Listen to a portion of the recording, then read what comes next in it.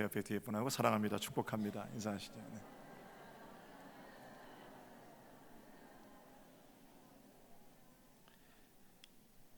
여자들이 제일 듣기 싫어하는 얘기가 1위가 군대 얘기고 3위가 군대 얘기고 2위가 축구 얘기고 1위는 군대에서 축구한 얘기라고 그러던데요. 설교 전에 군대 얘기를 좀 잠깐 동안 하기를 원합니다. 뭐 군대를 다녀오신 분들은 잘 아시겠습니다만 사격을 하죠. 부대마다 횟수도 다르고 사격하는 양도 다르고 그럽니다.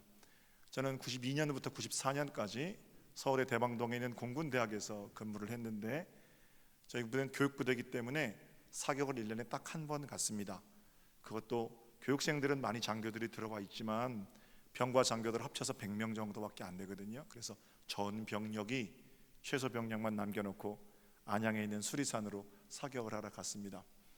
사격 교관이 따로 있고 사격하는 요령들을 알고 있어도 그 요령을 숙지시켜주는 교관이 따로 있음에도 불구하고 늘 사격 전에 우리 앞에서 사격을 이렇게 하십시오 라고 가르치는 선생님이 한 명 있었는데 바로 그 사람은 여러분이 아실지도 몰라요. 이웅평 중령이었습니다. 1983년도에 미국이 타고 귀순한 용사죠. 귀순 용사. 그분이 대위로 귀국했다 귀순했다가 1994년 군 생활할 때는 중령으로 그 공군대학에서 군 교수로 재직하고 있었습니다. 그분은 사격과는 전혀 관련이 없는 비행 전문 조종사입니다. 그분이 왜 사격을 가르쳤냐면 그분이 우리 전 부대원들 중에 사격을 제일 잘했습니다. 389경 소총, 459경 권총, 그때는 이제 K2가 아니고 M16을 쐈는데 그 사병들이 쏘는 총까지 전부 그분의 사격수를 따를 자가 없었습니다. 북한의 군사교육이 어떤가를 한 번에 알 수 있는 대목이죠. 근데 그분이 가장 힘주어서 말했던 사격하기 전에 가장 많이 했던 단어가 0.5 조준입니다. 0.5 조준. 0점 조준을 그렇게 말하는 건데 아무리 총이 번쩍번쩍거리고 아무리 현대식 총이라고 할지라도 0점이 안 맞아 있으면 정확하게 조준하면 조준할수록 총알은 딴 데 가서 박히는 거죠. 사격하기 전에 군인들이 제일 먼저 해야 할 일은 0점을 맞추는 일입니다. 조준관, 가늠쇠 전문 용어는 잘 모르겠어요. 그러나 관역까지 일직선에서 정확하게 조준하면 타겟에 들어가도록 그렇게 맞추는 일이 0점 조준입니다. 1등 사수인 그분의 진언, 여러분 0점을 조준하십시오. 제가 설교하면서 이 얘기를 드리는 이유는 신앙생활에도 0점 조준이 중요합니다. 열심히 하는 것도 좋고요, 희생적으로 하는 것도 좋고요, 헌금 갖다 바치는 것도 좋고 잘하는 것도 중요하고 좋습니다. 그러나 더욱 중요한 것은 과연 이 일이 하나님께서 기뻐하시는 일이신가? 날마다 0점을 조준해야 합니다. 우리의 봉사와 헌신이 또는 말이 하나님을 정조준하고 있는가 하는 물음입니다. 이 일을 왜 해야 하는지, 무엇 때문에 우리를 교회로 또 가정으로 묶어주셨는지 0점 조준하지 않으면 하나님을 등지고서도 열심히 할 수 있거든요. 하나님을 등지고 열심히 달려가면 달려갈수록 하나님과 멀어지는 거죠. 무조건 열심히만 한다고 땀 흘린다고 좋은 게 아니잖아요. 하나님을 등지고 열심히 달려갔는데 그 결과가 하나님으로부터 멀어지는 거면 어떻게 합니까? 하나님께 맞추지 않은 0점들은 우리 오늘 장로님 기도하신 것처럼 사람들에게는 박수 받을 일인지는 모르지만 하나님께 칭찬받을 일입니까? 그렇지 않을 수도 있지요. 사랑하는 성도 여러분, 하나님께서 우리를 왜 교회로, 왜 가정으로 묶어주셨습니까? 사랑하고 용서하라고 가정으로 교회로 묶어주신 겁니다. 사도 바울은 말하기를 사랑이 아니면 그 입술에 천사 같은 말이 있어도 온몸을 불사르게 내어주는 그런 의로운 자라고 할지라도 그거 아무것도 아니다 라고 가르치고 있습니다. 그러므로 저는 오늘 이 아침에 사랑하는 성도들에게 주님의 마음과 이름으로 그리고 권면합니다. 여러분의 영적인 영점을 하나님 그리고 사랑에 정조준하십시오. 사랑이신 하나님을 정조준하는 것, 다른 거 쓸데없는 거 열심 내지 마시고 사랑하는데 열심을 내시라는 말입니다. 그것만이 죄된 세상에서 우리의 가정과 교회가 죄를 이기고 승리하며 사는 비결입니다. 자, 오늘은 8번째 기도에 대한 시간인데요, 제목은 용서의 기도입니다. 한번 따라해 보실까요? 용서 기도. 하나님께 잘못을 용서해 주세요, 이렇게 기도하는 거 우리 하는 일이죠. 성경이 뭐라고 그럽니까? 잘못을 용서해 주세요 라고 말하기 전에 먼저 네 형제를 용서해라. 하나님 먼저 우리에게 잘못한 사람들 용서하게 해주세요, 이렇게 기도하라는 겁니다. 왜 용서해야 됩니까? 나도 죄인이고 그도 죄인이기 때문입니다. 모든 사람이 죄를 범하였습니다. 그래서 하나님의 영광에 이르지 못합니다. 오늘 본문의 로마서 2장 그러므로로 시작되는데, 그러므로 앞에 있는 로마서 1장은 한마디로 정리하면 모두가 다 똑같은 죄인이라는 겁니다. 진리를 거짓으로 바꾸어낸 우리의 현실과 참혹함에 대한 정확한 진단이 로마서 1장에 들어 있습니다.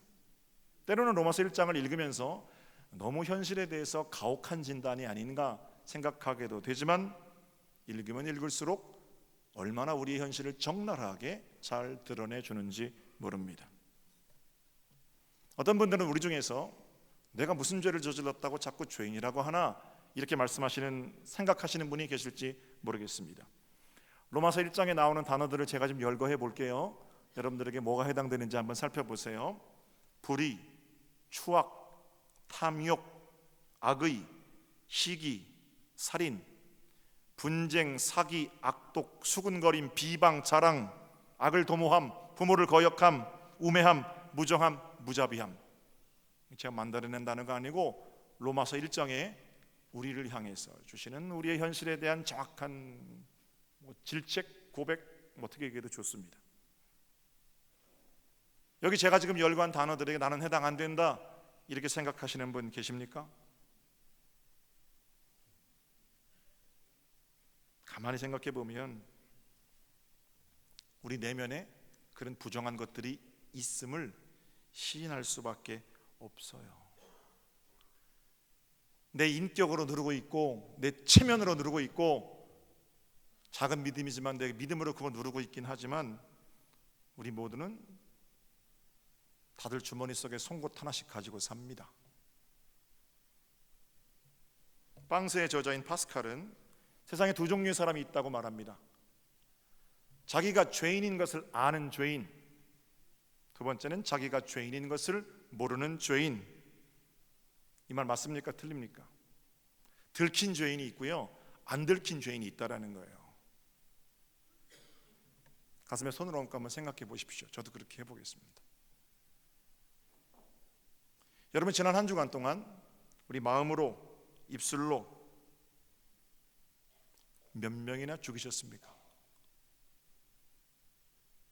강남에서 여인을 죽인 그 살인범, 또는 가까운 사람에게 칼을 찔렀던 그런 사람들, 흉악한 범죄자들처럼 우리는 그런 잘못은 저지르지 않았습니다. 아니, 믿는다는 것 때문에 미운 사람에게 시원하게 욕도 한번 제대로 해보지도 못하고 그러고 우리가 삽니다. 그러면 그래서 우리가 의롭습니까? 하나님의 기준 앞에서 그 청명하심 앞에서 나는 깨끗합니다라고 말할 사람이 누가 있겠습니까? 조금 더 하고요, 조금 덜 하고, 그런 차이만 있을 뿐이죠. 괴테가 짜증만큼 큰 죄는 없다, 이런 말을 했거든요. 제가 그 책을 읽다가 깜짝 놀랐어요. 짜증만큼 큰 죄는 없다. 만약에 이게 사실이라면 나는 지금도 죄를 짓고 여기 앉아 있는 거죠. 왜 이 더운데 에어컨도 안 켜나? 짜증나잖아요. 지난 일주일 동안 짜증 한 번도 안 내고 나는 할렐루야 찬송만 하고 여기 와서 앉아 계신 분 계십니까? 아니잖아요. 어쩌면 우리 일상이 되는 것처럼 짜증도 우리 곁에 가까이 와 있는데 괴테는 뭐라고 그래요? 그 짜증만큼 큰 죄가 없다고 그러니까. 그렇게 로마서 1장에 하나님께서는 우리의 죄됨을 적나라하게 밝혀 주십니다. 그리고 나서 2장 1절에 뭐라고 그래요? 모두가 죄인입니다. 그러므로, 그렇죠. 그러므로 한번 읽어볼게요. 본문을 보세요. 자, 1장에 지금 2장 1절이고 1장은 모두가 죄인입니다. 그러므로 다시 한번 읽습니다. 시작. 남을 판단하는 사람아, 누구를 막론하고 네가 핑계하지 못할 것은 남을 판단하는 것으로 네가 너를 정죄하면 판단하는 네가 같은 일을 행함이니라. 모두가 죄인인데 누가 누구에게 죄인이라고 손가락질하느냐는 거예요. 아주 가슴 아픈 질책입니다. 내가 지금 짓고 있는 죄에 남을 판단하는 죄 하나를 더한다는 거죠. 사랑하는 성도 여러분, 하나님께서 우리를 왜 교회로 묶어주셨습니까? 나하고 생각이 달라요. 나하고 마음이 달라요. 그 사람 사랑하라고 교회로 묶어주시는 거예요. 아닙니까? 서로의 죄를 달아보고 서로를 평가하고 정죄하고 손가락질하고 그 사람은 안 된다, 교회가 아닌 거죠. 가정으로 묶어주신 이유는 뭡니까? 30억 나와 다른 이성 중에서 그 여자 그 남자 택해서 내 아내 내 남편 삼아주셨는데 내가 사랑하지 않는데 누가 사랑하겠어요? 나하고 다르니까 남편이고 아내고 그런 거죠. 똑같은 사람끼리 살면 행복합니까? 그건 또 아니잖아요. 그러면 거기 서로의 죄를 달아보고 재어보고 평가하고 정죄하고 판단하고 그러라고 묶어주신 건 아니고 그렇게 부족한 사람들끼리 모여서 사랑하고 용서하라고 묶어주신 거죠. 교회는 그런 일들을 해야 그게 교회인 겁니다. 과거에 제가 말씀드렸던 오른발 교회 얘기 아시죠? 오른발 교회. 그 교회는 형제 교단에 속한 교회인데 정기적으로 세족식을 하는 교회랍니다. 미국의 테네시주에 있는 교회예요. 목사님이 새로 부임해서 세족식을 하는데 오른쪽부터 씻겼겠죠. 왼발부터 씻기니까 장로님이 세족식 하다 말고 그러더래요. 목사님, 우리 교회는 오른발부터 씻기는 게 전통입니다. 목사가 생각해 보니까 별로 중요하지 않거든요, 오른쪽부터 씻기는지. 그래서 예, 장님 그렇군요. 그걸 잊어버렸어요. 몇 개월 뒤에 다시 세족식을 하는데 목사님이 아무 생각도 안 하고 또 오른발 이거 잘 기억 안 나고 오른쪽 뭐 이렇게 생각해가지고 역시 오른쪽부터. 장로님은 왼발이잖아요. 씻겼어요. 장로님이 발을 씻김을 당하면서 무슨 생각을 하면 이 목사가 나를 무시하나? 그리고는 마음에 맞는 사람들에게 우리 목사는 소통이 안 된다, 장로 말도 듣지 않는 교만하여 귀가 막힌 사람이다, 이런 얘기들을 하고 다니기 시작합니다. 그러면 교회가 갈라졌어요. 그 장로가 데리고 나갔어요.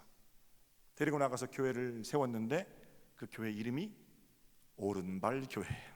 오른발 교회. 지금도 그 교회가 있는지는 잘 모르겠어요. 제가 한번 미국에 보내주시면 가서 확인하고 올게요. 있는지는 모르겠지만 그 교회가 오른발 교회로 오랫동안 있었다는 것은 분명한 사실이지요. 왼발부터 씻기면 어떻고 오른발부터 씻기면 어떻습니까? 왼발부터 씻겨야만 한다고 생각, 오른발부터 씻기는 것들은 다 범죄자라는 생각, 그런 판단이 자기가 저지르는 죄에 정죄라는 죄를 더하는 거죠.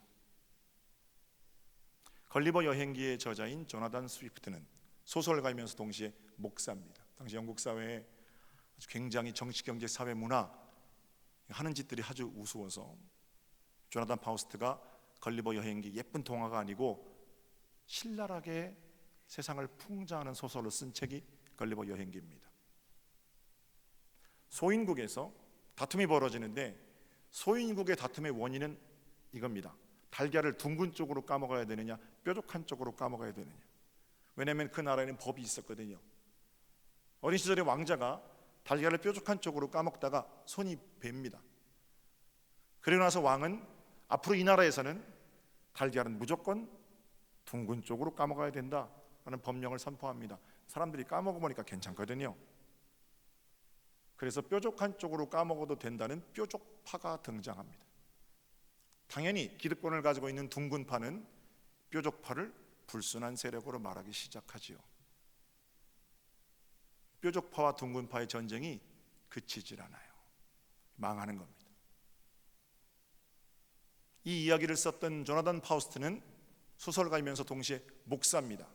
글래버 여행기 어떤 대목에 뭐라고 기록하는가 하면, 우리에게 사람을 미워하기에 충분한 종교는 있지만 서로 사랑하고 만들기에 충분한 종교는 없다. 얼마나 가슴을 찢으면서 그 글을 썼을지가 짐작이 가는 거예요. 그렇다면 우리는 어떻습니까? 친박, 비박, 친노, 비노, 도대체 왜들 이러는 겁니까? 정치는 색깔이 다르고 생각이 다르니까 우리 교회 한번 생각해 볼까요? 우리 교회 어떻습니까?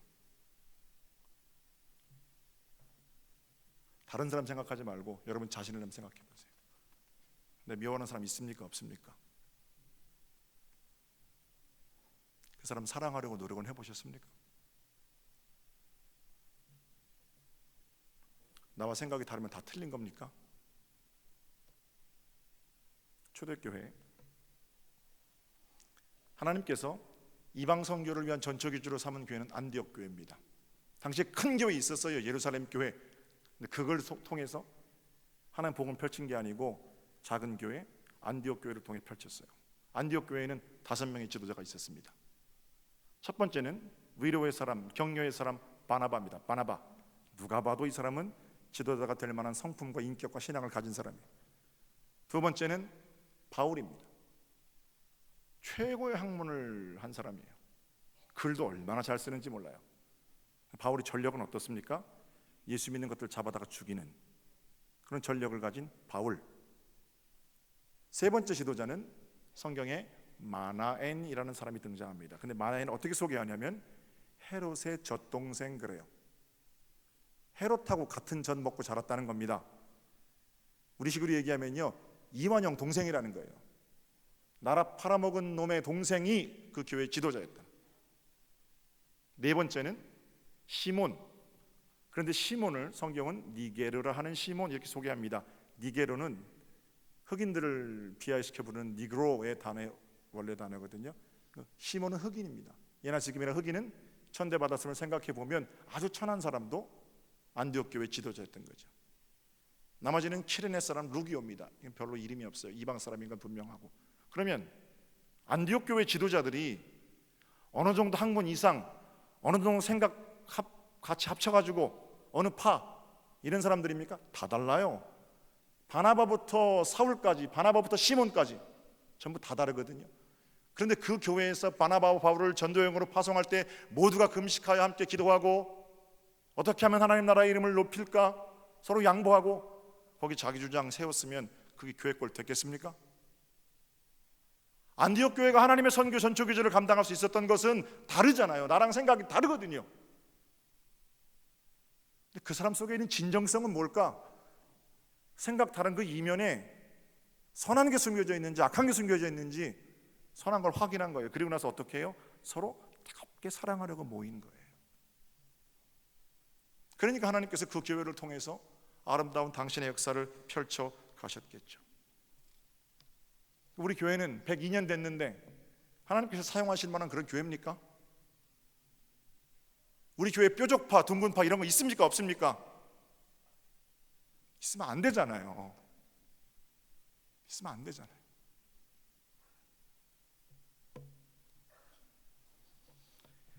기도 후에 우리가 주기도문을 올려드렸어요. 주기도문 내용 중에 우리 죄를 용서해달라고 기도했죠. 그 원문이 어떤 겁니까? 우리가 우리에게 죄 지은 자를 사하여 준 것 같이 우리의 죄를 용서해달라고 기도했죠. 하나님, 우리 죄를 좀 용서해 주세요. 그렇게 기도하는데 그 근거가 뭐냐는 거예요. 우리가 우리에게 죄 지은 사람 다 용서했잖아요. 그러니까 우리 죄를 좀 사해 주세요. 이렇게 기도한 거거든요.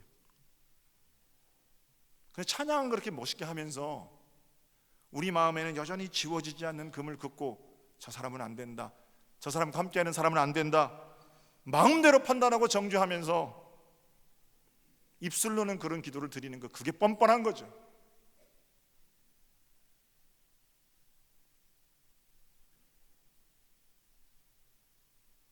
이 기도가 완성이 되려면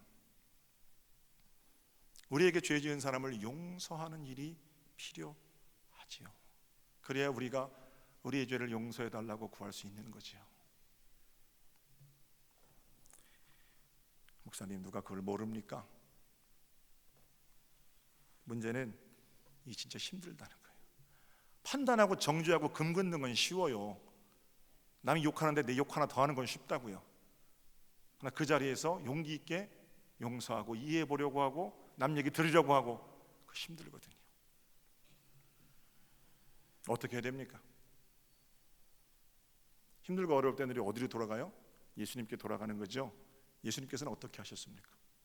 누가복음 23장이 이에 예수께서 이르시되, 돌아가시면서요, 아버지, 저들을 용서해 주세요.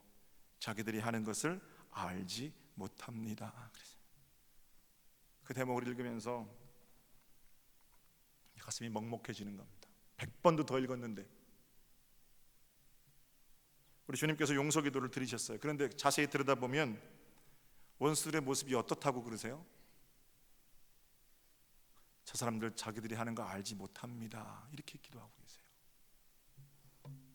예수님께서는 아버지, 나를 십자가에 못 박는 저 사람들, 저 죄가 많은 사람들입니다. 아주 죄인들입니다. 그러나 하나님, 그래도 용서해 주세요. 이렇게 하지 않으셨어요.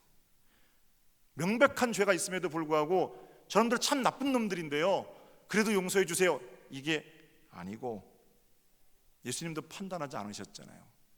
저 사람들 자기들이 지금 무슨 짓 하는지도 모르고 저러는 겁니다. 그렇게 기도하고 아버지께 용서를 구했죠. 저는 여기에 우리가 본받을 부분이 있다고 생각합니다. 잘 몰라서 그러는 거예요. 하나님의 사랑, 하나님의 은혜가 얼마나 깊은지 잘 몰라서 그러는 거예요. 그렇게 생각을 밀고 나가다 보면 강도나 원수들만 모르는 게 아니고요, 사실은 나도 하나님의 은혜를 잘 모릅니다. 열심히만 살면 될 것 같은데 실은 열심히 살아온 결과가 만족스럽지 않고, 옳은 길로 살아온 것 같은데 이제는 나이가 들어 무엇이 옳은 길인지 분별하지도 못하겠고, 그러니까 그 나라에 가서 밝히 알 때까지 우매하고 죄 많고 부족하고 참 흠이 많은 우리들이 여기 모여서 서로 뜨겁게 사랑하고 용서하라고, 그렇게 하나님이 교회로 우리를 묶어주신 거죠. 성경에서 죄는 하마르티아입니다. 하마르티아는 관역을 벗어난 화살입니다. 화살이 날아가서 관역이 안 박히고 옆에 박혔어요. 그럼 그게 화살 잘못입니까? 화살을 쏜 사람 잘못입니까? 화살 잘못 아니죠. 흉측한 죄는 흉측한 죄가 시작된 마음이 문제인 거죠. 하나님께 조준되어지지 않은 영점이 안 맞은 거예요. 하나님의 사랑으로 쏘아지지 못한 내 욕심, 내 이기심, 내 체면, 그런 게 더 중요한 거예요. 그러니까 엎드리지 못하고 거길 향해 쏘니까 정확하게 가서 박히긴 박혔는데 교회는 아닌 거죠. 하나님의 사랑을 정조준하십시오. 여러분의 가정에서, 특별히 우리 교회에서, 믿음의 사람들과 만나는 일 가운데에서 오늘 우리 찬송할 거예요. 찬송이 아름다워야죠. 그러나 이 일은 뜨겁게 사랑하라고 불러주신 하나님을 정조준하는 일입니다. 사랑이 없으면 그냥 아름답게 공기만 흐트러뜨리고 마는 거죠. 우리 주님께서는 자신을 못 박는 자들을 향해서 용서의 기도로 본을 보여주셨습니다. 아버지, 저들을 용서해 주세요. 저 사람들을 자기들이 하는 거 알지 못합니다. 좋은 제자가, 누가 좋은 제자입니까? 선생님이 가르쳐준 대로 하는 제자가 좋은 제자죠. 선생 되신 예수께서 그리 하셨다면 우리도 그렇게 해야 합니다. 예수 그리스도를 통해 알게 된 사랑으로 용서하며 사랑하며 아름다운 삶의 기도를 올려드리는 복된 한 주간이 되시기를 우리 주님의 이름으로 축복합니다. 오늘 오후에 우리 찬양이 그렇게 하나님의 마음을 올려드리는, 하나님께서 우리의 찬양을 들으시고 참 서정교회 저기 세우길 잘했다 기뻐하시는 복 있는 찬송, 복된 잔치가 되기를 다시 한번 주님의 이름으로 축복합니다. 기도드리겠습니다.